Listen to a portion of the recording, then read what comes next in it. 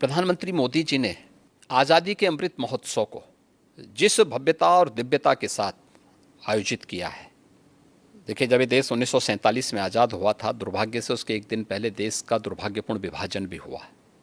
बहुत सारे लोग देश की आज़ादी के जश्न में उस समय शामिल नहीं हो पाए होंगे, या उस समय के कोई चश्मदीद आज के दिन पे बताने की स्थिति में नहीं रहता है। बहुत कम लोग होंगे जिनको उस समय की घटनाओं के बारे में इस प्रकार की स्थिति जानकारी होगी। लेकिन हम सब कह सकते हैं, आज की हर पीढ़ी का हर नागरिक कह सकता है कि जब ये देश अपनी आज़ादी के 75 वर्ष पूरा किया था, तब हमने देश के जश्न के साथ सहभागिता की थी, हर घर पे तिरंगा पहना करके। हर ग्राम पंचायत और हर नगर निकाय कह सकता है कि साहब हम भी भागीदार बने थे, क्योंकि हमारे घर में अमृत महोत्सव हमारे गांव में बना हुआ है, हमारे नगर में बना हुआ है। यह कार्यक्रम सफलतापूर्वक संपन्न हुआ और आज़ादी के अमृत महोत्सव के मुख्य संबोधन में प्रधानमंत्री मोदी जी ने देशवासियों को कुछ बात कही थी, कुछ संकल्प दिलाए थे कि 2047 में अगर भारत को दुनिया की एक महाशक्ति के रूप में स्थापित करना है, एक विकसित भारत की परिकल्पना को अगर साकार करना है, तो उन्होंने कुछ संकल्प दिलाए थे जो पंच प्रण के रूप में जाने जाते हैं। इस पंच प्रण में विरासत का सम्मान भी है, गुलामी के इंसों को सर्वथा समाप्त करना भी है और नागरिक कर्तव्य भी है। अयोध्या में श्री राम जन्मभूमि का मंदिर निर्माण का कार्य है, ये उसी विरासत का सम्मान है जो कार्य आज़ाद भारत में 1947 में होना चाहिए था। लेकिन दूरदर्शिता का अभाव, भारत की परंपरा और भारत की संस्कृति के प्रति दुराव स्पष्ट दिखाई देता है। अन्यथा यह विवाद 1947 में सुलझ सकता था, 1949 में सुलझ सकता था, इसके बाद भी सुलझ सकता था, कभी सुलझने नहीं दिया गया। आखिर यह आज कैसे सुलझ गया? कोई विवाद तो नहीं हुआ, बड़ी बड़ी दावे लोग करते थे, कुछ भी तो नहीं हुआ, शांति बनी हुई है उत्तर प्रदेश में तो।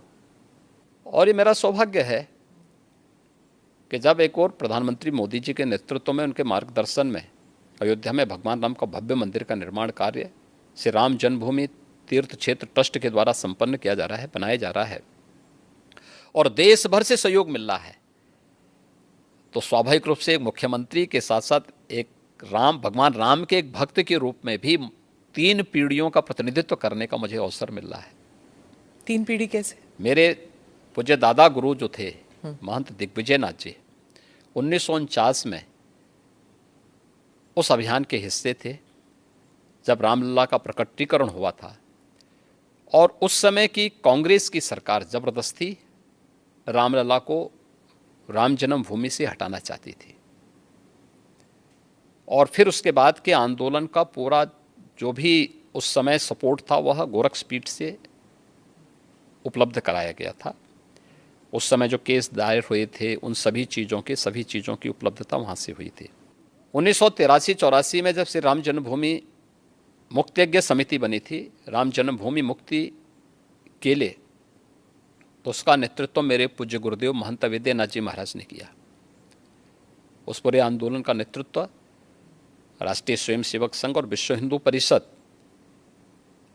के नेतृत्व में, मार्गदर्शन में, पूज्य संतों के मार्गदर्शन में उसका नेतृत्व उन्होंने किया। और जब राम जन्मभूमि में भव्य मंदिर निर्माण की आधारशिला प्रधानमंत्री मोदी जी के कर कमलों से रखी गई, तब प्रदेश का मुख्यमंत्री मैं स्वयं था, तो मेरे लिए तो ये बहुत ही गौरवपूर्ण क्षण था और स्वाभाविक रूप से एक आत्मिक संतुष्टि का भी माध्यम बना कि एक तरफ करोड़ों लोगों के जीवन में परिवर्तन लाने के लिए शासन की योजनाओं को उन तक पहुंचाने का आनंद भी मिलता है और दूसरी तरफ विरासत का सम्मान भी हम इस रूप में कर पा रहे हैं। अमर उजाला अब आपके टीवी पर भी। अपने स्मार्ट टीवी पर YouTube पर सर्च करें अमर उजाला, चैनल सब्सक्राइब करें और देखें ताजा खबरें, वो भी HD क्वालिटी में। और हाँ, बेल आइकन दबाना ना भूलें ताकि हर खबर हो आपके घर।